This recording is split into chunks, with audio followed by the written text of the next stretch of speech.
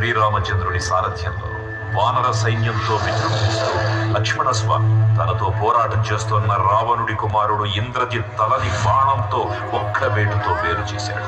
ఇంద్రజిత్ మరణ వార్త విన్న రావణుడు ఆవేశంతో ఊగిపోయాడు. ప్రతీకారం కోసం పాతాళలోకాధిపతి తన సోదరుడు అయినటువంటి మహిరావణుడి సహకారం కోరాడు.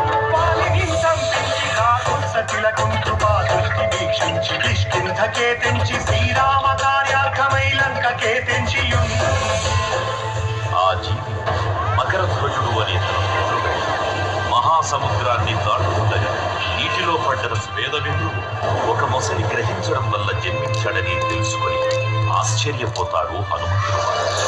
బ్రహ్మాండమైనట్టి ఆ శక్తిని వహించి ఆ లక్ష్మణున్మూర్చనుందింపగానప్పుడెంపుడానందమై ఉండ నవ్వేళ నుండి భీషణుడేడు కంతోడు కనువచ్చి పట్టాభిషేకంబు చేయించి సీతామహాదేవిని తెచ్చి శ్రీరాముకున్నిచ్చి అంతన్నయోధ్యాపురించొచ్చి పట్టాభిషేకంబు సంరంభమై ఉన్నా